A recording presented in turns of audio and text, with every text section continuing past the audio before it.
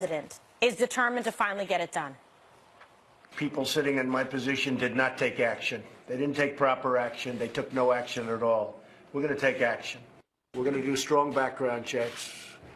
We're going to work on getting the age up to 21 instead of 18. We're getting rid of the bump stocks, and we're going to be focusing very strongly on mental health. Mr. Trump held another sit-down on the subject at the White House today, this time with state and local officials from across the country. In addition to gun law reforms and mental health screenings, the president suggests arming some teachers to deter school shootings. We have to harden our schools, not soften them up. A gun-free zone to a killer or somebody that wants to be a killer, that's like going in for the ice cream. That's like, here I am, take me.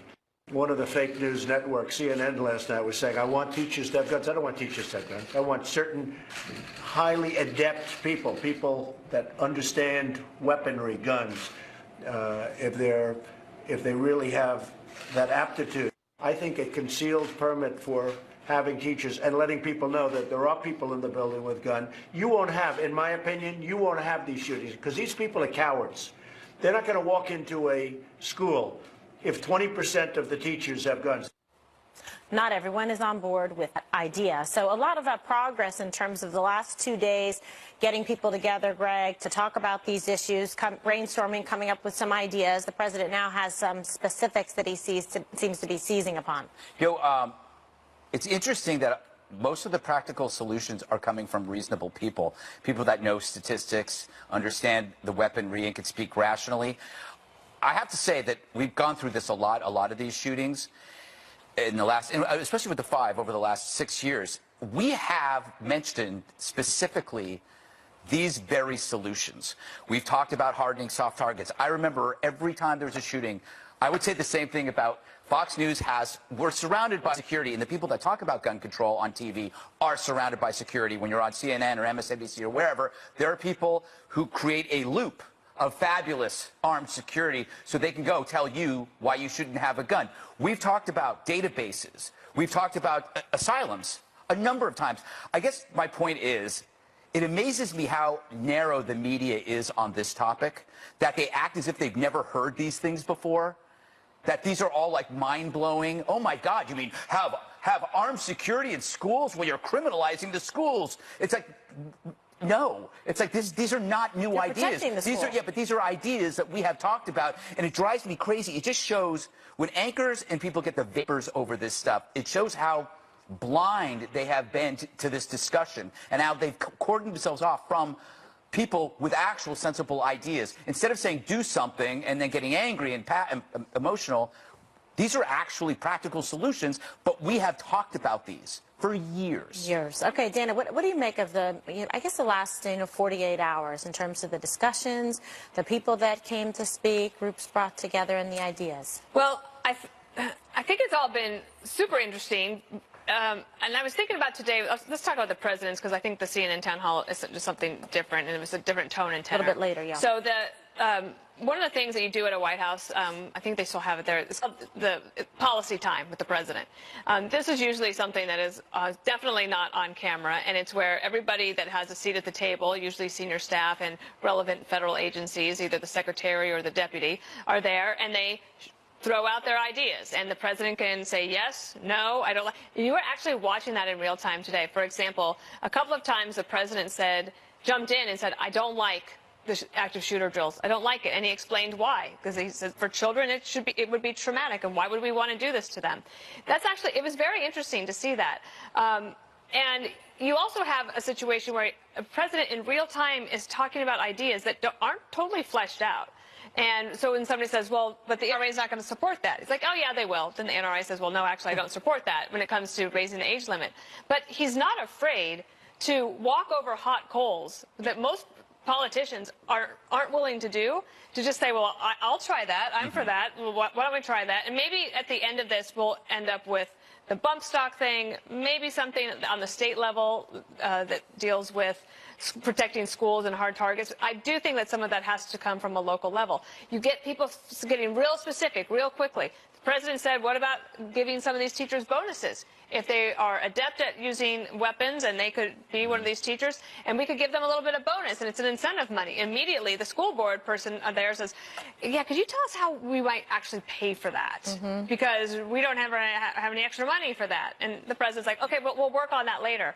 You're actually watching policymaking in real time rather than getting it all finished and in a nice package with a bow and then presented to the American people. So it's interesting. Okay, good. I love the bonus idea, though. That was a great idea. It's a businessman's idea. Exactly. It's an incentive Bonuses. that would work. But it makes sense, right? Not crumbs. You build Not in crumbs, some yeah. incentives. What did you think, Jesse? I mean, obviously, I know you were very moved, as we all were yesterday. And then today was, I think, a significant follow-up. I'm kind of struck by how the Republican Party is the party of ideas. To Greg's point, you've had so many specific ideas come out from the president's mouth about solving this issue. You've had a lot of specific ideas coming from the president's mouth about solving immigration. And we saw the same kind of organic, how the sausage is made kind of meeting with the immigration thing. You're seeing it with guns now. And I'm not hearing the same sort of ideas coming from the Democratic side of the aisle. I don't even know what the Democrats want to do on guns. I know they don't like guns. I know they want to ban AR-15s, but besides that, in terms of school safety, what is the Democrats' position on school safety? I don't know what it is. Maybe Juan can enlighten me, but we've just rattled off 3 to 4 to 5, 6 really great practical ideas, and the president, to his credit, is leading his party away from the kind of strict, I'm not going to do anything on guns stance that they've had in the past. And it's a tired analogy. It's the Nixon goes to China analogy. I hate to use it, but it's so appropriate here. If anybody can do something on guns and gun safety, it's going to be President Donald J. Trump. It's not like, and the Democrats love to say this, the kindergarten teacher who's 80 years old, Miss Edelman, is going to be packing a 9mm on her waist while she teaches, 1 + 1 is 2. That's a scare tactic. He's talking about janitors or bureaucrats or administrators or teachers that are trained and have licenses, have a locked-up weapon, so when the alarm goes off, they can go do that. I don't see what the problem is with that. The Democrats seem to want to ban bad guys and good guys from having weapons. I don't understand why we would ban good guys. Okay. All right, Juan, what did you think of the last 2 days now? Well, I think the signal event of the last 2 days is the young people coming out, Kimberly, in the way that they have and becoming a force in the political discussion about guns in the aftermath of what took place in Parkland. And then the other side of it that's more fascinating to me, in a sad way, is the attacks on the kids that have come from the right, calling them actors and puppets. Crisis actors. Yeah, and absolutely belittling young people because they stand up and say, hey, this is impacting our lives, enough's enough, do something. I think it is a cry that's being heard around the country. Now, to me, when you talk about things like, oh, let's arm the schools, which is, seems to me, the #1 idea coming from President Trump, essentially, I think you're enlisting then in the NRA Army because you're saying everybody has to have guns. We're going to have guns everywhere, even around our children. And I think with the proliferation of guns in schools, I think you can anticipate there are going to be more gun incidents in schools. And to me, that's not a good idea. I think what we want to do is speak clearly. The problem is because of the NRA and its power over the politicians, you get into a situation like you had last night at the CNN event where Marco Rubio, he's saying, I am for lowering the age limit, which is what President Trump has said with regard to the guns. Yeah, we're going to talk about and people say, oh, no, what about Yeah, but assault Juan, your fixation on the NRA is your way out of a debate. No, we sat here and I'm just glad mentioned to practical have, things. And there's you go, no but practical, the NRA, but there's the NRA. Not, Let's focus on what we talked about. Greg, I said I think that arming schools is essentially asking all of us to enlist in the NRA Army so we don't have to have a discussion But speaking of the about gun NRA, control. if we can, Leader Wayne LaPierre offered a fierce defense of gun rights at CPAC. If they truly cared, what they would do is they would protect them. For them, it's not a safety issue. It's a political issue. Their goal is to eliminate the Second Amendment and our firearms freedoms so they can eradicate all individual freedoms. Evil must be confronted immediately with all necessary force to protect our kids. To stop a bad guy with a gun, it takes a good guy with a gun. Okay, that was a line, Greg, that was well received by the crowd. Saying, Yeah, it's a put down evil, you need well-worn somebody. line. We've heard this Yeah. line before, but it's true. If you want an example of what he's talking about, just listen to the police chief last night, and I know we're going to talk about the CNN town hall in the B block. But government, the police, sometimes that police chief can't protect you. I mean, they went to that kid's house how many times? They had like how many, 30 some odd instances, and they booed the NRA at that town hall. So what I learned when I listened to that police chief is that a private citizen, which is a security or trained personnel, could have stopped this because the police didn't. And that's the thing. Like sometimes government just can't be there. And I go back to that other statistic that's been used. The duration of a gun attack is dictated by the arrival of a second gun. So if the gun's already there, do the math. Let me just Save tell you lives. something that stood out to me watching Wayne LaPierre, who I know. I thought Wayne LaPierre at CPAC, this is going to be Wayne LaPierre being feted, endorsed, applauded. Dana Loesch was there too, Yeah. Kimberly. I thought this is going to be their moment because this is their crowd. At one point, Wayne LaPierre says, it's awfully quiet. Oh, I guess you should be afraid. You know what? I think there are lots of people who identify as conservatives and gun rights supporters who are uncomfortable at this moment, and I think that's great. I think you're looking at a transition at the NRA. I think that he is the old face of the NRA, and I think the new face Don't is tell Dana him Lash. that. He would not be happy. But I'm just thinking that Dana Lash is I believe, is the future, which you have a young, strong woman who can articulate this idea to young people and brave enough to go in front. Like, CNN offered such a great deal to Dana Lash. Don't come and we'll make fun of you, or come and we'll make fun of you. Well, Yeah, I mean, Marco she's- Rubio showed up. I agree. I We agree. got to talk, guys. Juan, That's the can we- B block. We've said it Can 10 we? times. I want to address something you said Sure. in the beginning. You said we were going to arm the schools. That's not accurate. Not every teacher gets a gun. They're not going to have like turrets, above the school with like machine guns sweeping the grounds. That's insane. And you're saying you're enlisting them in the NRA army? That's just rhetoric, Juan. If you is give one teacher, a trained teacher, a weapon to then use to neutralize a school shooter before police can get there, that's practical, that's safe. Yeah. You feel safer being protected by weapons when you're at a football game, you're at a Ravens game. There's one police officer armed for each 1,000 fans. That's a good ratio. So if you have a high school with 1,000 people, you have one armed person. That's not an army from the NRA. The NRA is being created to be a boogeyman because if you look at the statistics, the NRA doesn't donate that much money to politicians compared to other people. They donate less than unions. Wow. They donate less than Planned Holy Parenthood. smokes. They don't even crack the top 50 in terms of lobbying outfits. So, listen, I know the NRA is powerful in your mind, but a lot of the politicians that vote with the NRA aren't doing it because they're beholden, because they're getting a lot of donations. You can't buy a politician for $2,500. They vote with the Second Amendment because they believe in the Second Amendment. I want to get Dana in. Well, I'm just going to bring up one other thing, which is the possible things that are changing. One of them has to do with something that's been sort of a thorn in the side of a lot of people for a long time, especially on the left, is that the CDC, the Center for Disease Control, because of an amendment that was passed 25 years ago, has not been allowed and has not been funded to study gun violence and mental illness and gun violence. And all of those things get botched up. So one of the things we've talked about here is that it's better to make decisions based on evidence and facts and research so that you can be logical about it and actually try to solve the right problem.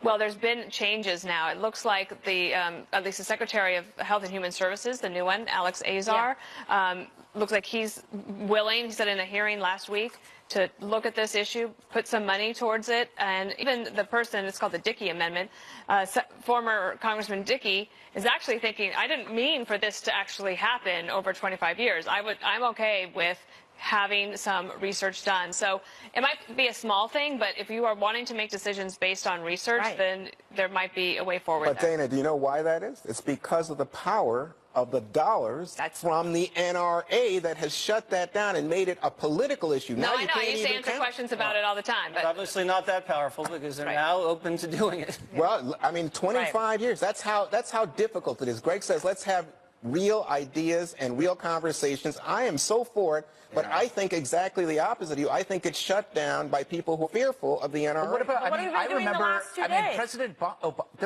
I remember somebody named President Obama, who had a Democratic Senate and Democratic Congress.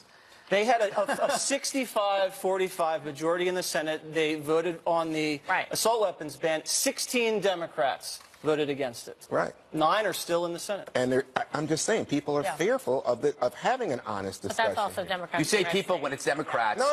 I think the Republicans Notice that? are totally in lock to the NRA, and some Democrats are fearful that if they say anything, they'll suffer at the ballot. I think you guys create this in your head so you don't have to actually give practical solutions that Right. allow law-abiding gun owners to have their guns. So you create this big, like, we can't do anything, we're paralyzed. No. So you can't all right. actually listen to the practical solutions that have been laid before you. Okay, well, more to come on the gun debate when the 5 returns. Sorry about that.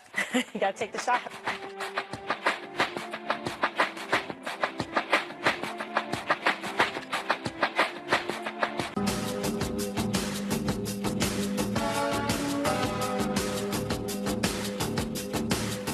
Welcome back. Tensions were high last night at a town hall in Florida. Marco Rubio bore the brunt of anger from students and parents fed up with inaction on gun control. Senator Rubio, can you tell me right now that you will not accept a single donation from the NRA in the future?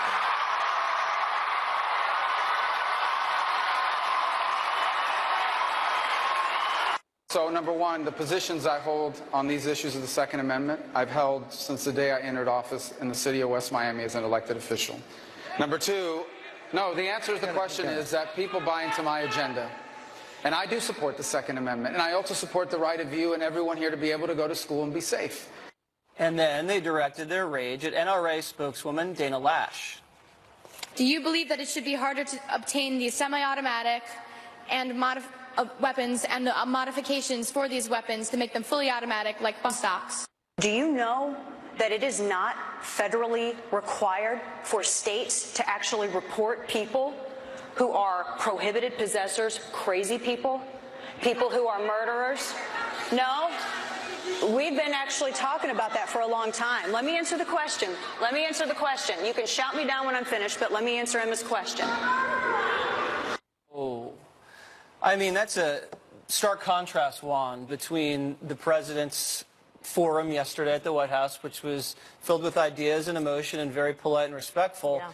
And that was just really ugly, I thought.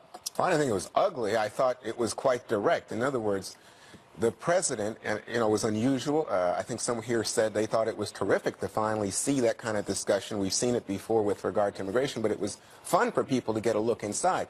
The difficulty is that people say it's a dog and pony show. He's got his notes. Be sure to say, I hear you and all that. But I appreciate the idea that the president would take the time and make the effort. I don't care about the publicity. I just think that that was sincere, and I hope that it was sincere on his part. Although today when he says, oh, the NRA is patriots, I think, because the real meeting should be, what do you do when someone says, are you going to keep taking money from the NRA, Senator? Well, that's a hard discussion. What about you, Mr. President? How much does Marco take? You do have to give Marco credit for going into the belly of the beast, because that was a stacked deck there, Kimberly, by the sound of the crowd. Because guess what? President Trump had the opportunity to go. There are other Republicans who just said no. Okay. Kimberly? Well, I mean, I try to focus on the positives. I think, when people show up and they go there and they try to have a civilized discourse, I mean, to me, it's a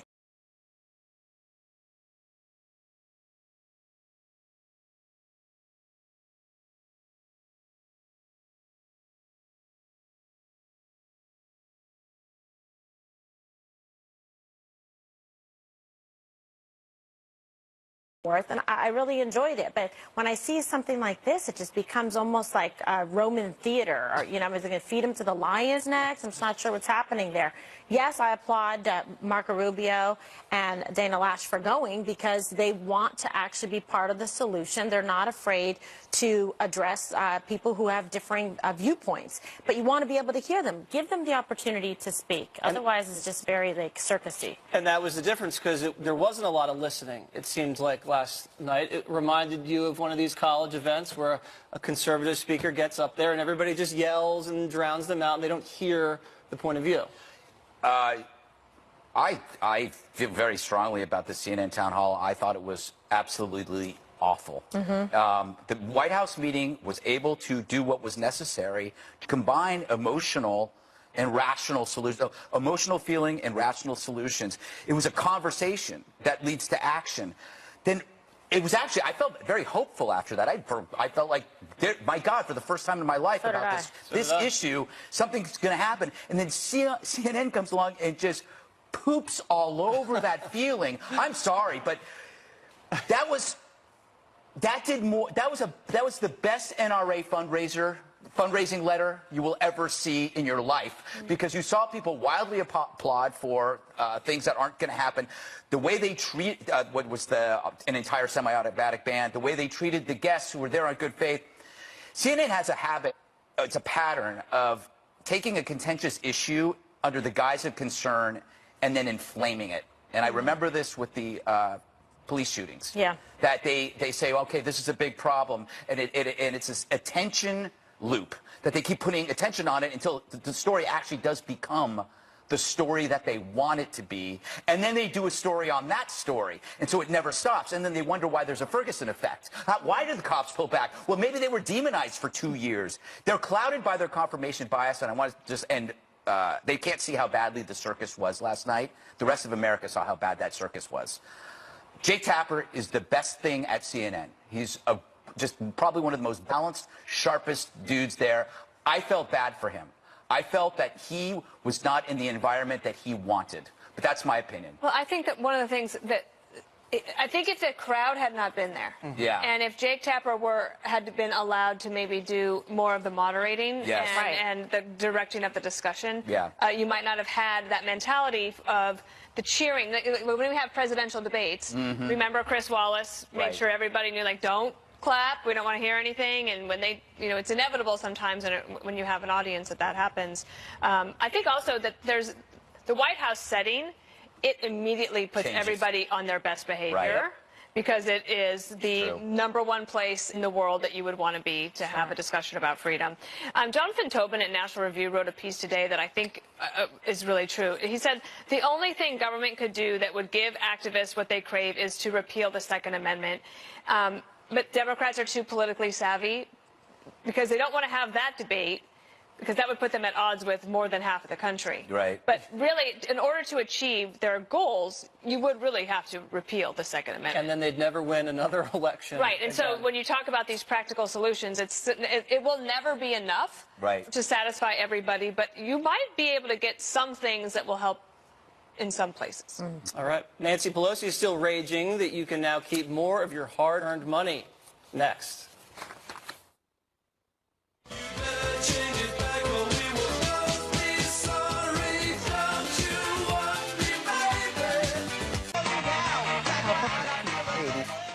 I know when something good has happened, the left implodes immediately afterwards. Take the tax bill, which has twisted Democrats into bitter pretzels. I mean, when you're saying the bill benefits the rich, then you call the millions of rebates crumbs, you look stupid. It's like noting that a chef is fat while he's cooking free meals at a shelter. So the tax bill must be awesome because the hits keep coming. The Dems actually want to repeal it, and I hope they try. In a recent town hall, Nancy Pelosi claims the bill was passed in the dead of night. A massive lie, even for her.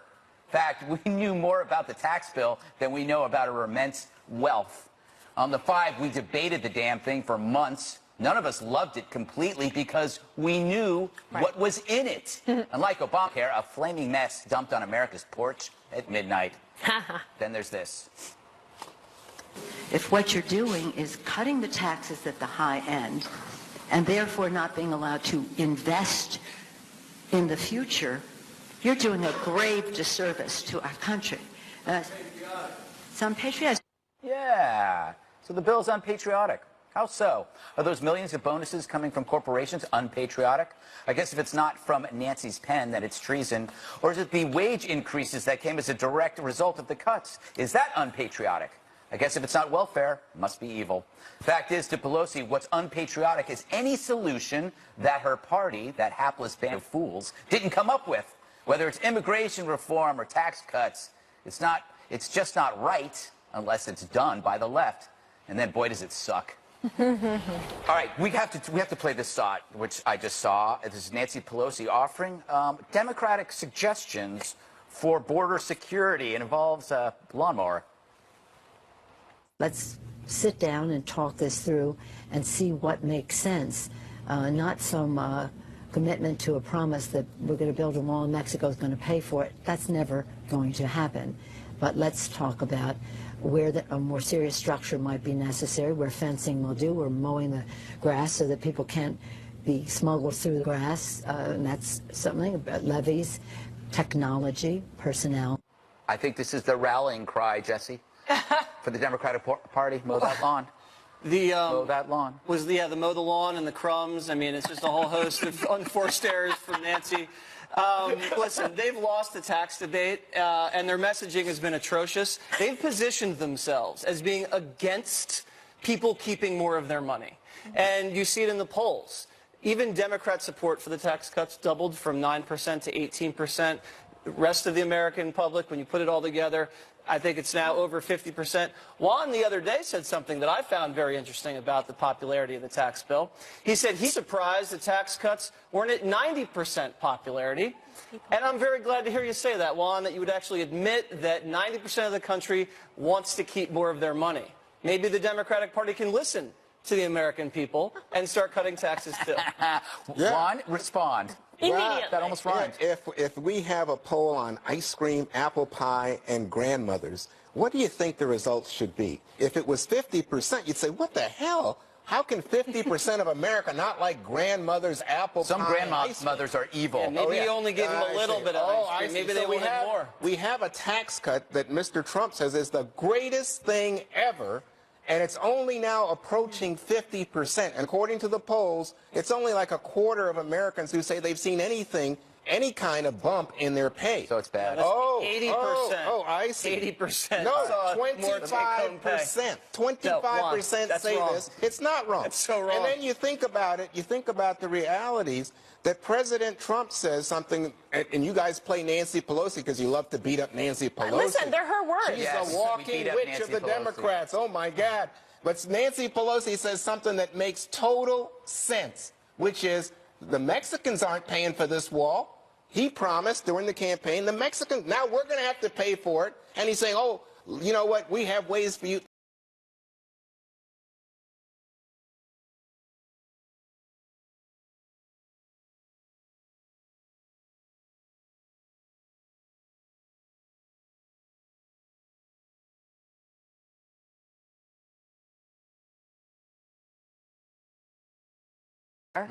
Or now she's not going to run again as speaker and let the new generation push it forward. Yes. Yeah, I mean, I think it's just very obvious at this point that, the time has come and passed.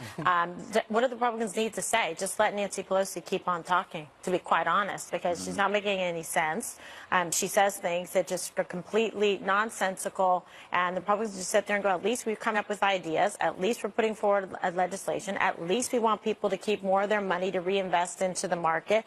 So she's really like fighting kind of a losing cause and doesn't have any support or any good metaphors, analogies, or examples. Mow the grass. Or it could be she's on grass. Ooh. No one uses that word anymore, right? That's like from Dragnet. We found some grass on him. Yeah, Juan uses it. I asked Jesse, hey, you got any grass? The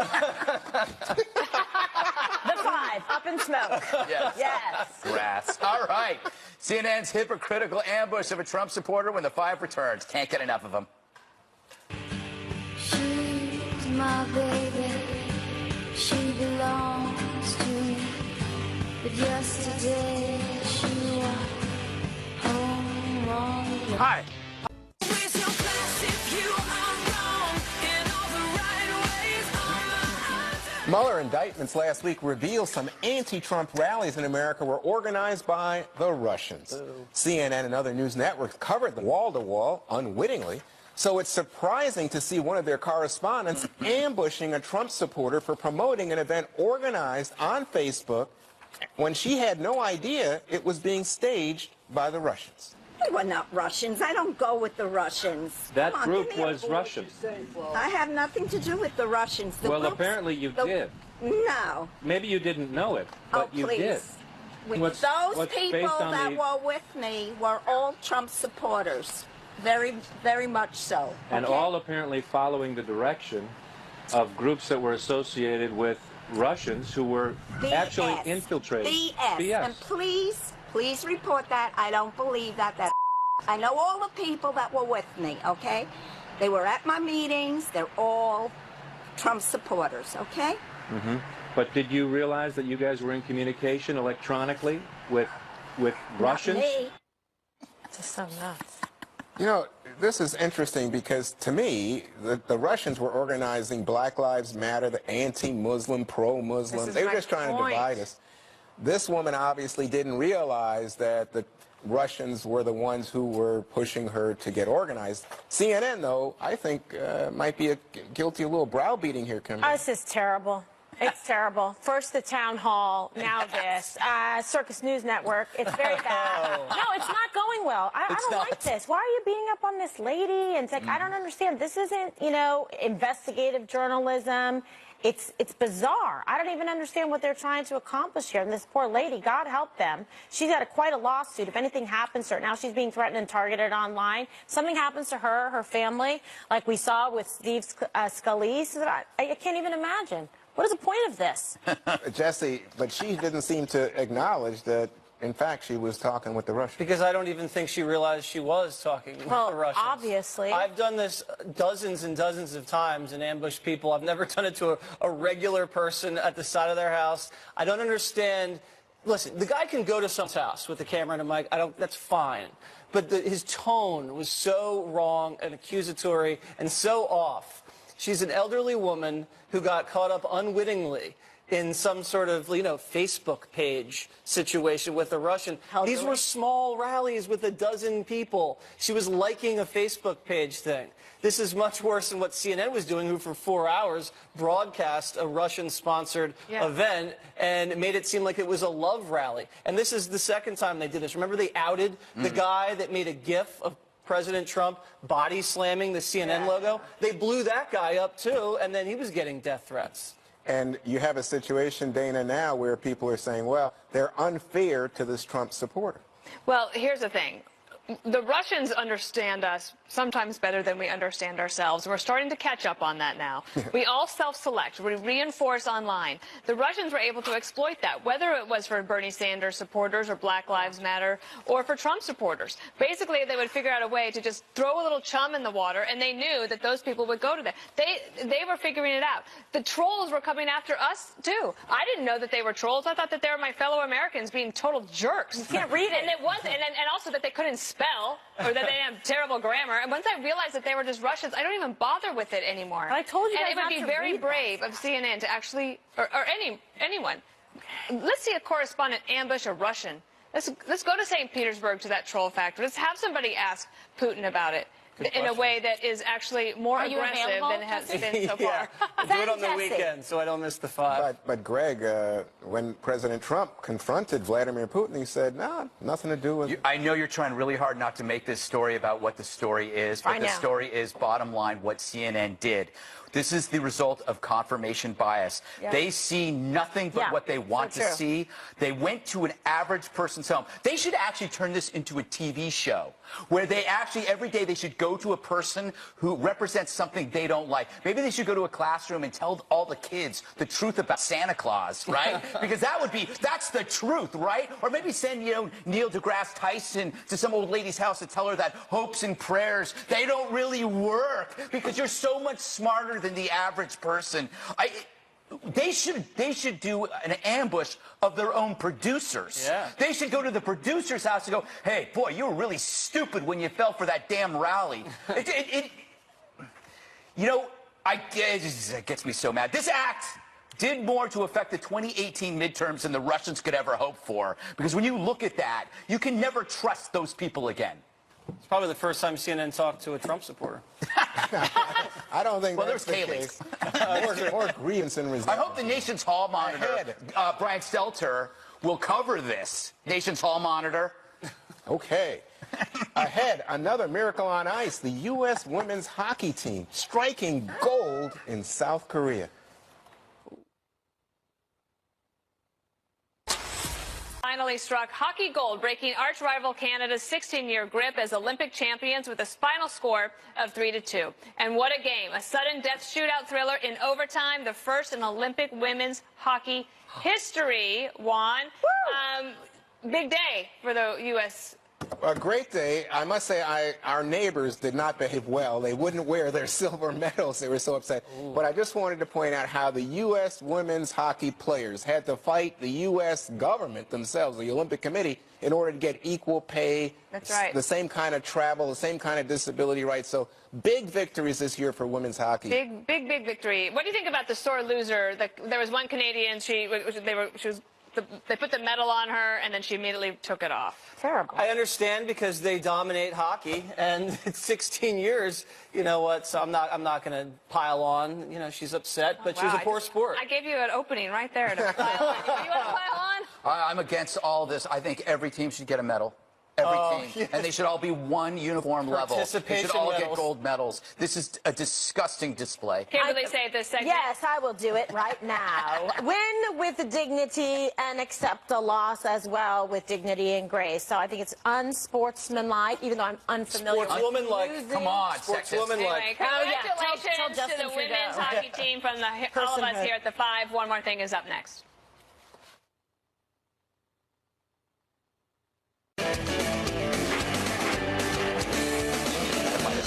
Humorous. Okay. All right, well, it's time now for One More Thing. Kimberly, why don't you start it off and do it really well? Okay, great.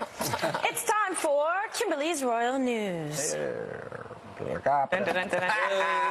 No. All right, just do it. Oh, Bill Gates! He's All our right, royalty. fine. I had the royal one first. Okay, so this is actually very cute. It's a great video, and it's Microsoft founder Bill Gates. He's not royalty, and he also doesn't shop. So take a look at this. It's quite funny. He doesn't know the prices of anything. Oh, that was funny. I did see this. Totino's Pizza Rolls. One bag of Totina Pizza Rolls. I'll go with 22. No, 15. Lower. 8. All right, let's try it. $8. $8.99. I didn't think it was fun. Yeah, so all of us were going to get those wrong. It's not that easy to do the pricing. It also depends on where you live and where you're shopping, or if you buy in bulk. Okay, we have to go. Sorry. That was way off. Good, Dana. But we don't have to go yet because I have one more thing. All right, Luke Fox of Westchester, Pennsylvania, was thrilled when he got a notice for jury duty. The problem is he's only 11. His mom said she couldn't request an exemption online because there's no one labeled too young to serve. He was a little bummed out because he actually was very excited to serve on a jury and sounds very qualified. He's a Boy Scout. He has organized a community food drive, does all sorts of great things, and this is what he said about what a good juror should possess. Watch. Problem solving and being unbiased. I think Kimberly would have chosen him for a jury. I love him. I went like this. I was like, oh my God, he'd be a great four-person. All right. Can you say four-person? Good job, Luke Fox. 7 more years and you'll be on a jury. Oh, yeah. Go, Greg. All right. Fox News Podcasts.com. You'll find my latest podcast with Rob Long. He's a producer and writer for Cheers. And now Kevin Can Wait. This is one of my favorite podcasts because it's about how to write for television. And it's very honest and frank. It's at go to FoxNewsPodcast.com. Now it's time for... Oh, my God. Why does he get One More Thing? Greg's Andrew WK News. All right. Andrew WK, do you know who he is? I think we have video of him. Throw some video real quick. History Museum in Washington. When you go to see a friend's play, you're never sure what to expect. In this case, it was terrific, well beyond my expectation. The play, written by my pal Chris Wilson, tells the story of the 1961 debate between Malcolm X and Bayard Rustin, the militant black separatists. Take a look. I don't think you know where you're going to go, and I don't think you do. Yes, we do. We can take some land right here, sir. How? Right here, it belongs to us. Yeah, but if are not going to permit you to integrate. We are not going to integrate. Hats off to Chris. He's ready to take the play to the next stage. He's got a hit on his hands. Jesse, fast, no. Okay, new study that shows drinking alcohol is the key to living past 90. Yes, Who excellent. drinks today, That's all we have Greg? time for. Special report is I'm going to live to 270. Hey, Brett, get your hand out of my shot. Hi.